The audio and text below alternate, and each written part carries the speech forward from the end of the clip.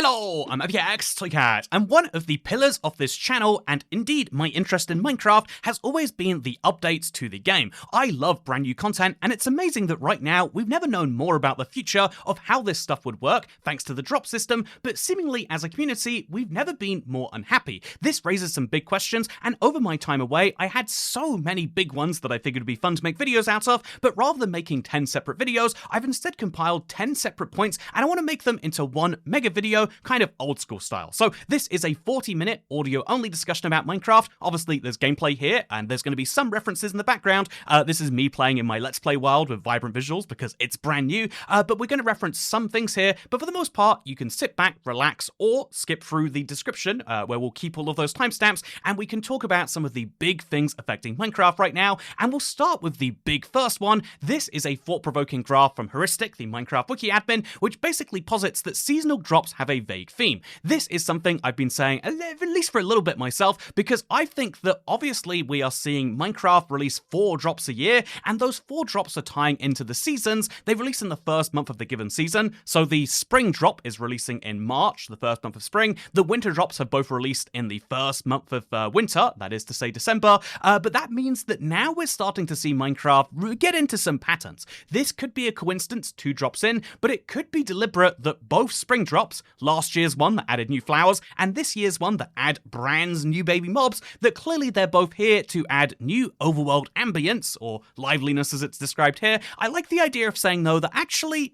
this is probably a drop that's very much focused on visual upgrades, that's focused on making the game better and improving it in some way that doesn't affect gameplay, whereas the summer drop, it's harder to say because we've only had one, but this was a huge drop last year with that huge long-term initiative of vibrant visuals, but also the Happy Ghast was very well loved. Then we've got the autumn drop, which despite having a very weak first one, it was just hardcore and bundles, you could still say that it was very much about tools and ways to organize your inventory, so I like this one together here. And then also we've obviously got the winter drop, which added hostile mobs in both cases, the pale garden and the creaking in the first case, and the zombie nautilus and the entire brand's new mounting system in the second. But there is clearly a theme appearing here, which is that we get bigger drops in the summer and winter, the big times for Minecraft, and then in the spring and autumn they work on kind of smaller but kind of crucial things. More copper blocks was important at some point, for some people I guess, especially stuff like the new lightning rods, and indeed new babies and new flowers are the sorts of things you really value like years down the line, despite being entirely uninteresting at the time. This is why I think it's worth asking,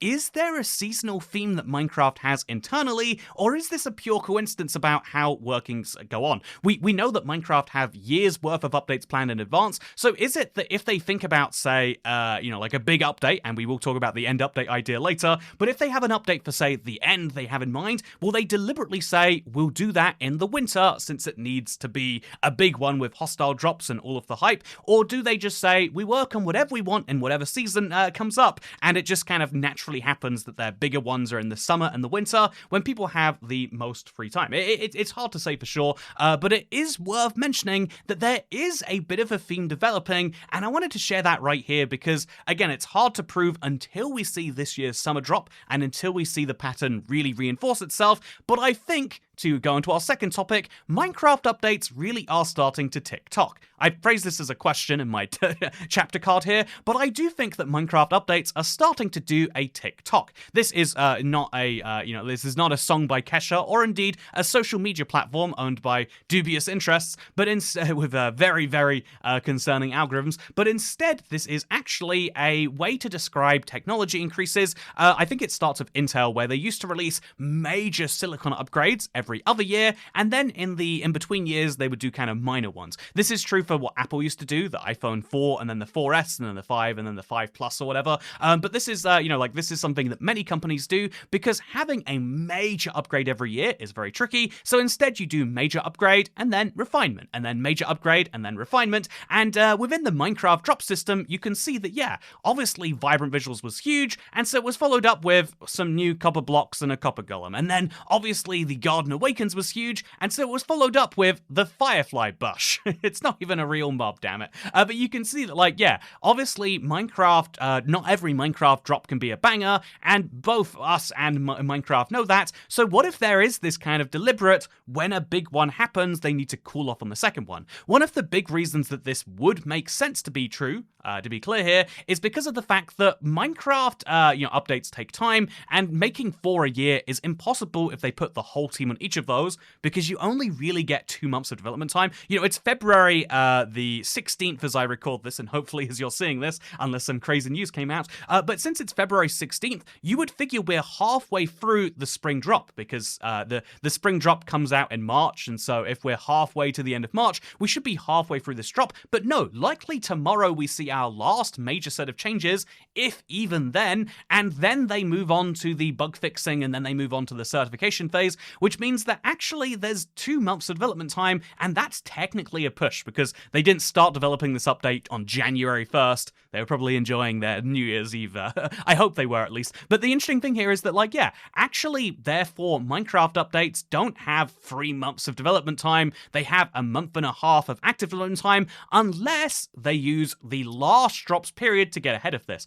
And so this drop is so much focused on just textures. In fact, I don't think but besides the golden dandelion and the name tag changes, I can't name any major gameplay changes that would require all of their gameplay developers be working on it. And so what if they're using this as their opportunity to work on the summer drop, and instead of having, like 2 weeks to get the first major features out there, they have 3 months, all the way until the spring drop releases, and we start to want to hear about the summer drop to actually wow us with some major change. The equivalent of a happy gas, or the equivalent of a long-term initiative. It could be something as simple as an upgrade to the Switch 2 edition, but Minecraft does have lots of things that require lots of work, but that can't be done if every developer is working on this drop. And so are they doing a TikTok? I think that the answer is yes, and also they are literally doing TikToks, but that's a point for a different time. I do think that Minecraft naturally is going to, even if they're not intending to, going to have this kind of bigger and then smaller kind of, retreat. And this is why we see fairly small updates follow fairly big ones so far. This pattern could be broken if the summer drop is smaller than ever, but I think that given we know Minecraft Live is coming up, it's actually frustrating they haven't announced the date yet. I need to book flights around it and whole thing. But, this is my life now with the constant Minecraft Lives. I won't make a whole topic out of it, but I will say I love the idea of more frequent Minecraft Lives, but instead we're getting like 1 Minecraft Live shared across 2 shows, and not even quite that. They're just kind of like 20-minute announcements effectively, and so that's what makes them a little bit weird and frustrating to me. Obviously, it could be that they just don't know how to share any more than that, but I feel like, the old ideas of panels and so much more, these are where some of the cool things happen, and I don't know why we had to skip those, but different subject, different video. For now, I just want to say Minecraft Live is happening soon, and that's likely when we'll hear about all the things they've been working on, presumably since the start of this year, because if you're a gameplay developer, a vanilla gameplay developer at Mojang, what have you been doing for the last few months, unless you were the person working on golden dandelions? I assume it doesn't take 6 people to work on a golden dandelion, and I assume if you put 6 people to work on it, it wouldn't work as well, so they're likely working on other big things. What are those big things? We'll find out soon. Although, really, when it comes to talking about big things, our third topic here is the most interesting one, because every single time I go away, the things that I think about Minecraft missing are in 2 camps. The big features, the ones that would wow me, the 4th dimension ideas of the world, or even just having a new big boss in the overworld, so we have something to aim for, like the Wither. But also, I start to think about the low-hanging fruit a lot, and here is a simple idea of that. This is something I saw.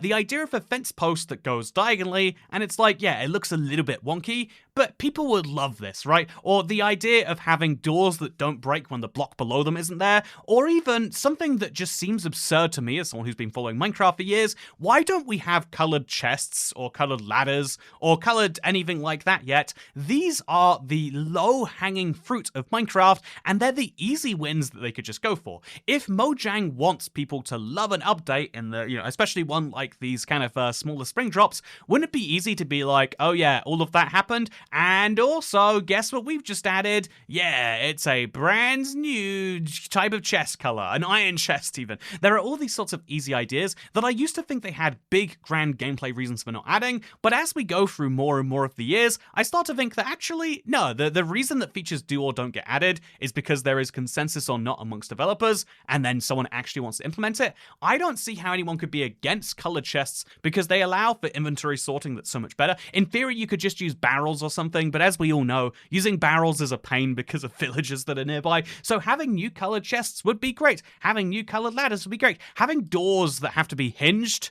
like on the side, rather than hinged under the bottom, it doesn't even make any sense. These are things that I think would be important, and so are they going to do it? I mean, this is the funny thing, right? The answer is I think they should, but I don't know that they will, and I'm a bit confused about why sometimes. Like, I do think that babies are something that you'll appreciate in a few years from now, but that no one would actively ask for, whereas so many people would go, yeah, new colored chests, that's or doors being able to float. This allows me to build and have so much bigger ambition, and the same is true for like concrete stairs and stuff like that. There are lots of things that don't require much work at all. Literally, what does it require to add concrete stairs to Minecraft now that they've increased the block limit, but that could actually make a bunch of people happy, and so is that what they're going to do? Well, Jeb has recently been hinting that the answer is yes, but you know what Jeb has also been hinting at? So he became very active on Blue Sky recently. This is alternative Twitter, to be simple about things.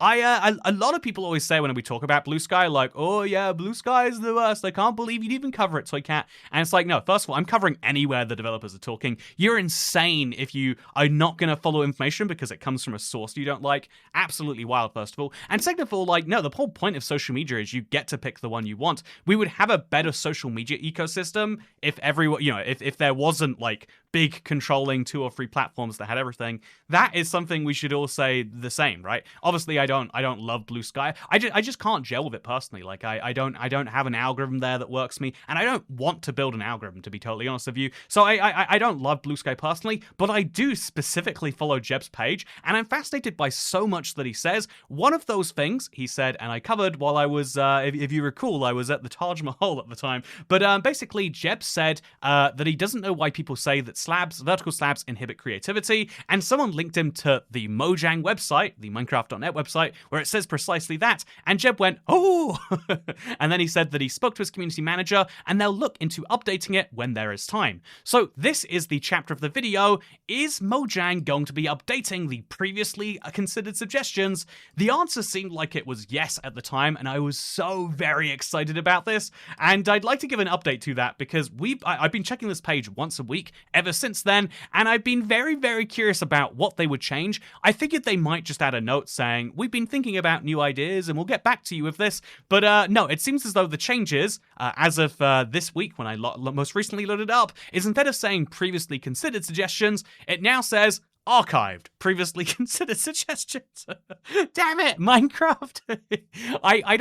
This is the confusing thing. Minecraft is like the perfectly mid-sized company where they don't necessarily, they have all the downsides of big companies, where they have all that like corporate bureaucracy where some things can't be done because one person disapproves and you've got to look good to your manager and their manager. You know, there's all those like dumb corporate elements of Mojang sometimes, but also they don't have the nimbleness of a small company where they can just say like, oh yeah, something should be done about that. Let's do it. And it's like, no. Something should be done about that. We just need to be the easiest thing because no one person cares about this. So what's the easiest way to update all of these suggestions that we gave firm responses on Mojang's position on? Well, we'll just say that was archived. That was it. That was in the before times of May 2020. Now, because it's archived, we don't have to actually listen to it anymore. And it's like, no, what?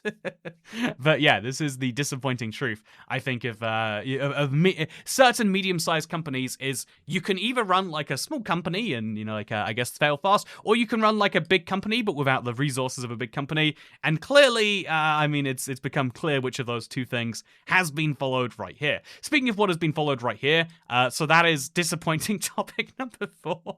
Topic number 5 is the update, the current Baby Drop one, that many people are finding disappointing, is that actually all about marketing? You know, we can describe it as TikTok, we can describe it as seasons having a theme, but is the update actually just all about marketing?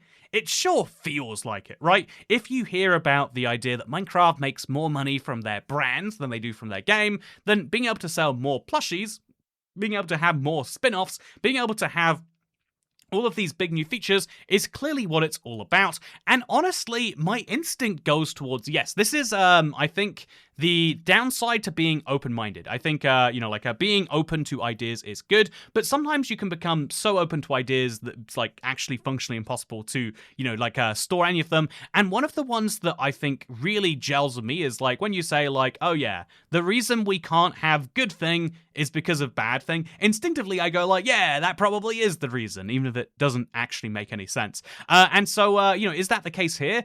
I instinctively say yes, but actually I would say probably not. And here's my working out on that, I would say. So even though Mojang are a big seller of Minecraft plushies, it is worth pointing out that they don't actually monetize every brand new mob they bring out. So they brought out 9 new mobs, I think it was, in the last year, between the Copper Golem, the Happy Ghast, and all of the ones in the well, I see that the drop names actually escape me, but the Winter drop last year, the Mounts of Mayhem drop.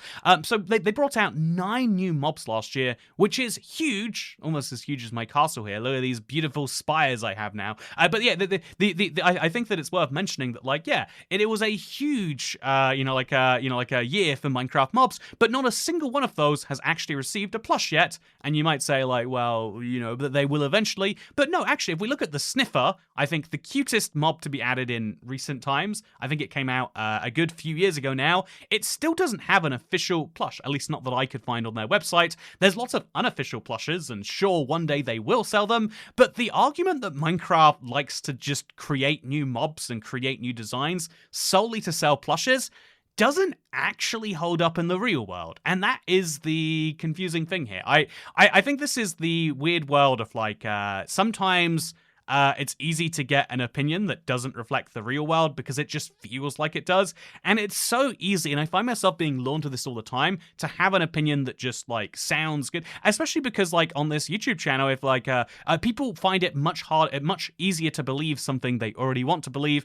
And so I kind of have that with myself, that like, yeah, I want to believe that the reason Mojang isn't doing thing that I would find to be valuable, like making new minigames or something, but like the reason I'd like to believe them is because of some bizarre thing that makes sense to me already. But actually there are much broader corporate reasons for this, and that's disappointing when you really think about it. They're like, oh yeah, the reason that cool things aren't happening isn't because someone is actively planning for it not to, it's because it's hard to make cool things happen, and that's a disappointing answer. Anyway, speaking of disappointing answers, I think that therefore is the update all about marketing?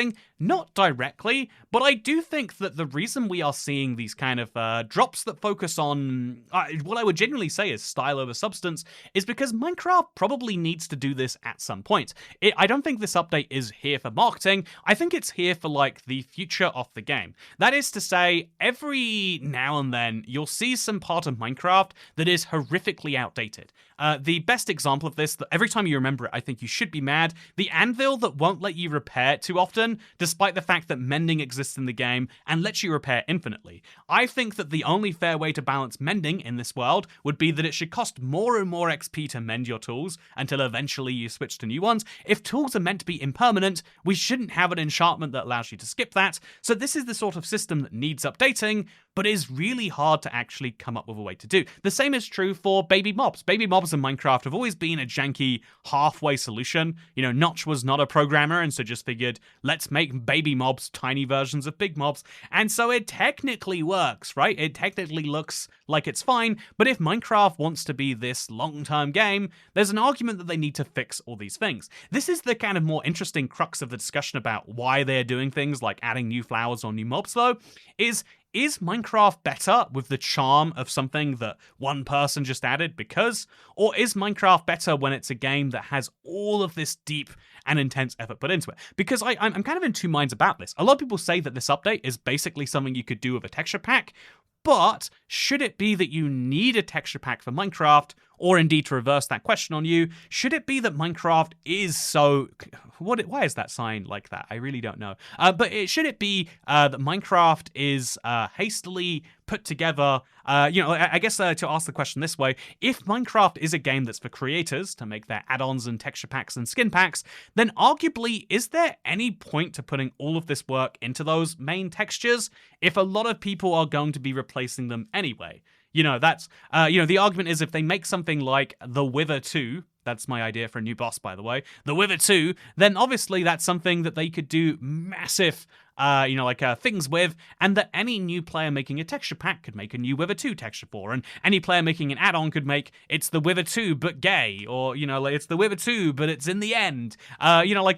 Just like how we see with existing add-ons, people riff on existing content. So is it that they'd be better off working on features rather than textures in a world where we know people like to change things like that?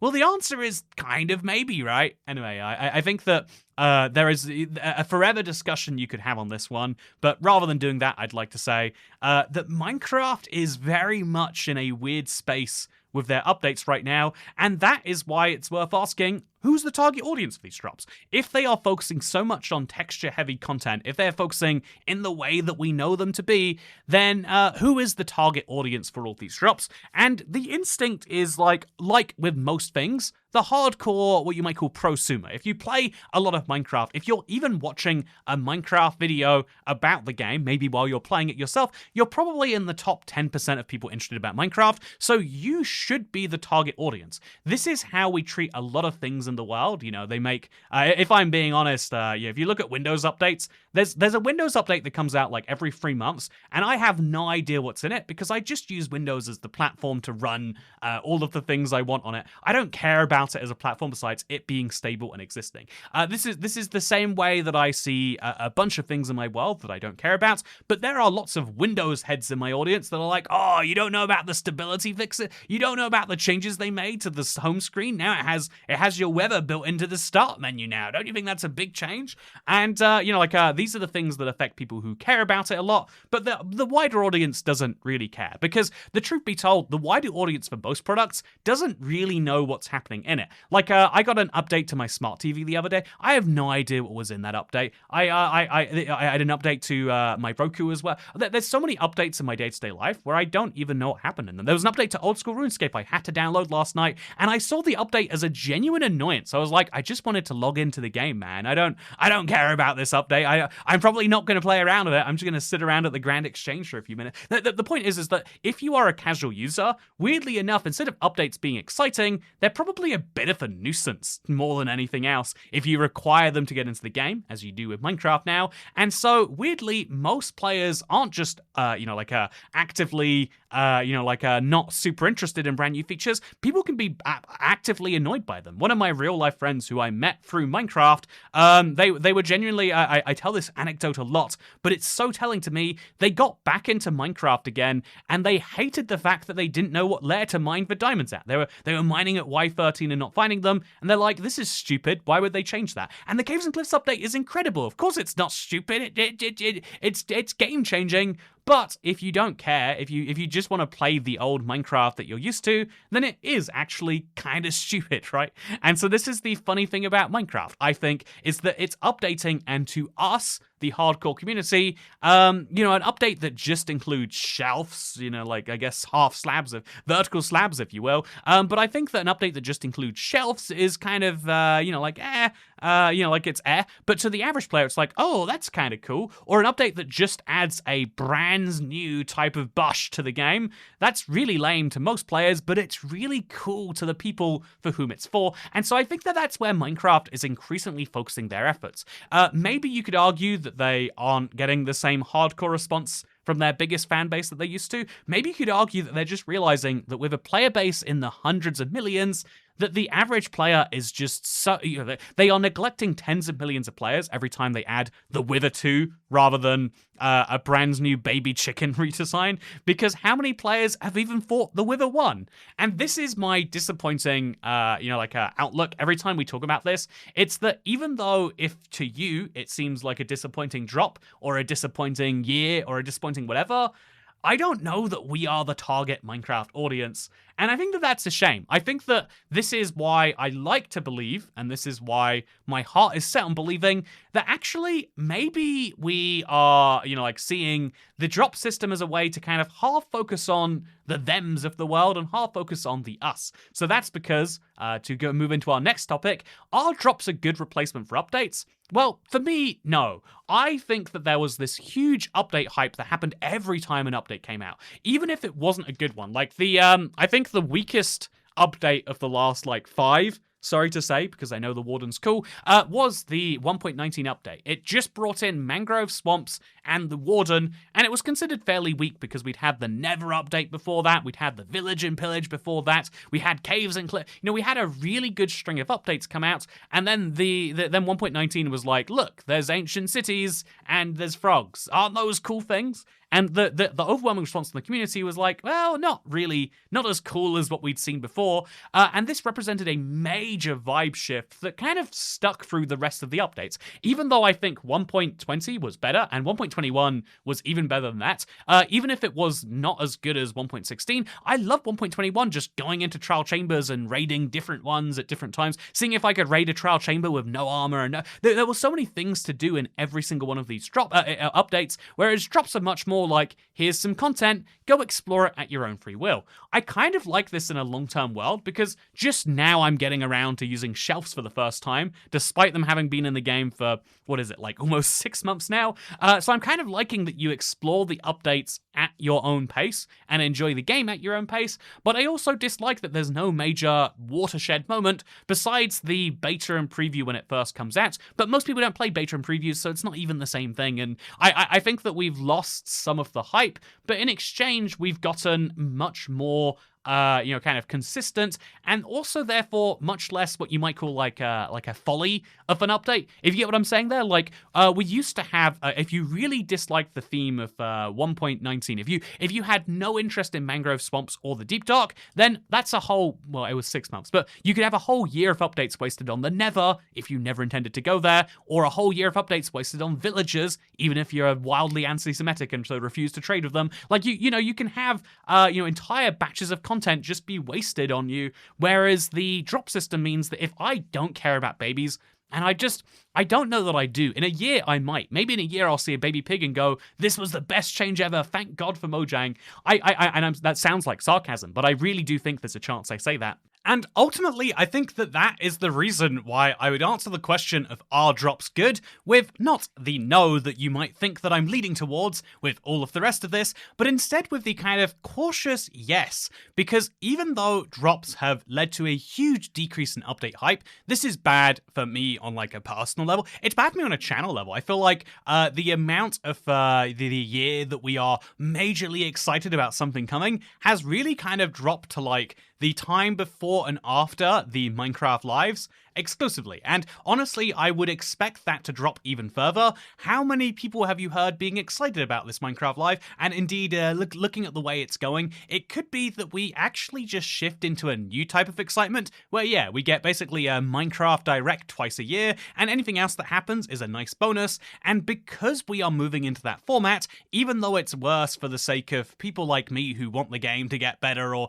that love following how that game is getting better, it could be better in the sense that because no one expects anything from the Spring drop, they can update babies, and if nothing else comes besides the nice golden dandelion, then, well, actually, isn't that awesome? Because now they've updated a part of the game that needs it, and so then they can focus on the long-term initiatives or on whatever else, and that is the thing that makes me think that drops might have a little bit of good behind the what seems to a long-term hardcore player, like, well, it's actually not very good. And so even though I say that, I would have to move into my next point, which is the future of Minecraft bright, very quickly and say, well, yeah, but I think this is really crucial. I think that basically every problem you can pinpoint at Mojang right now is kind of down to its corporate organization. It does seem really weird to hear Jeb, who is the chief creative officer, coming out and saying that, like, oh yeah, there were some really cool features we were working on, but a lot of other people on the team didn't like them, and so they didn't go forwards. Jeb was famously putting a lot of personal work into the combat rework, snapshot after snapshot, tweak after tweak, listening to the community, and then that went nowhere. We saw, these huge changes to minecart speeds being floated, and then they went nowhere too. Even the changes to mending villages, which was the least popular, it's weird that most of that got dropped and only 5 or 10% of it got added to the game. If Minecraft, and although that is a case of them listening to the community as well as internally, I think that there is just a big problem right now of Mojang is getting a lot of corporate bloat. They are getting the problems of a big company money without necessarily getting the massive upsides. It should be possible with a company of the scale of the world's biggest to be able to work on massive things like vibrant visuals every single year. It should be possible. This is going to be a bold claim, and so I know this is controversial, but it should be possible for a company with the resources, hundreds of employees and hundreds of millions of dollars in cash, let alone the equity backing them. But it should be possible to redesign a menu in 3 or 4 years as opposed to 6 to 10.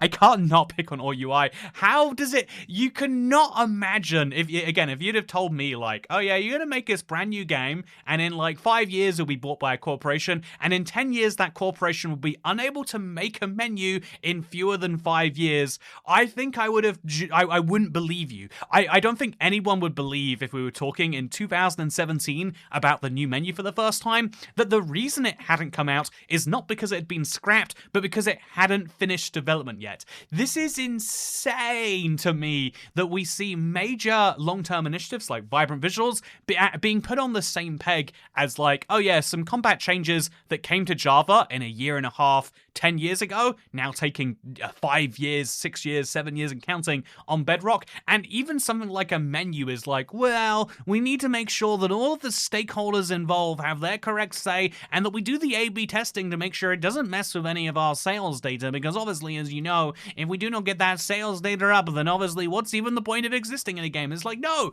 what are we doing as this is what makes me have the singular most pessimistic viewpoint on Minecraft. I think that the drop system can be a really good one, but they need to be able to move nimbly. It can't be that every drop is playing it safe, because if they don't play it safe, they have to have the wrong types of conversations that are hard to have at work. It can't be that like, oh yeah, well, the direct managers would much rather be responsible for a steady 3% increase in growth than risking it, because if we're being honest, when you work at a corporate, when you work at a big corporate entity, you get all of the downside for when you make a mistake, but you get to claim some of the upside for when things just continue to go well. This is why so many companies get to the point where they can barely make any decisions, and I think that Mojang is thankfully insulated from being part of the broader Microsoft structure. They have their own CEO. A lot of people say that every decision made at Mojang is Microsoft's fault, and it's like technically true,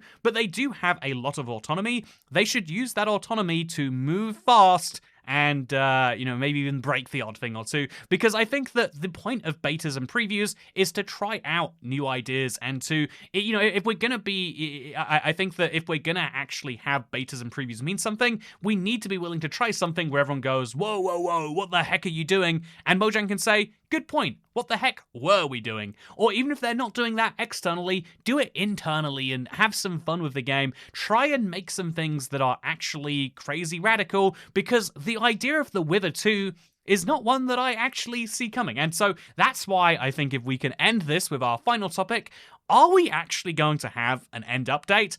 I think the answer seems increasingly like no, right? An end update is a big move. An end update is a move towards something that only 5% of players might ever enjoy. It's an update towards something that is classic at this point. The end in Minecraft existed. It's existed for like 15 years, but it's existed in its current form for a good 10 of those. Can you change something that is 10 years old and so iconic? The answer is like, yeah, because it's just not as good as the rest of the content. When we talk about content that is old and needs to be updated, should the babies be the first thing on your minds, or the type of foliage in the world? Is the existence of a bush or the existence of some leaf litter, is that a more game-changing feature than the end?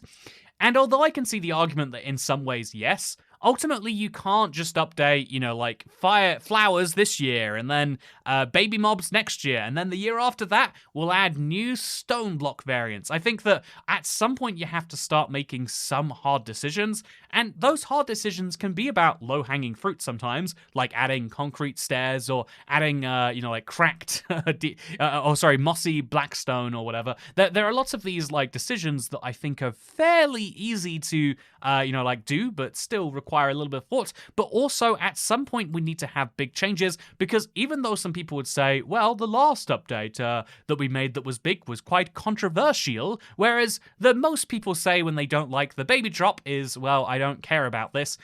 People not caring might seem like it's preferable, but in the long run, I think it is crucial to have these bigger long-term changes, and so I hope that that's what we see in summer. I'm not expecting an end update. To be clear, I think that that's a before 2030, but not too soon before 2030 plan, and I think that the idea of a fourth dimension is probably one that they won't bring up until things go disastrously wrong. I think that that's their ace in the hole if Minecraft drops in popularity, how to bring people back, bring out that fourth dimension. I think that there are lots of ideas that probably sit around like that, but there are also so many elements of the game that could do with the love that the Nether, that the trading, and that the Caves and Cliffs have had, and I hope that in the big vision of updating features one by one, that we don't forget about those ones. Yeah, maybe that is too much of a hope. But I also think that if I was going to round up everything I've said today and really combine it with everything that I've thought about while I've been away, it would be the fact that right now feels like a bad time to be following Minecraft drops.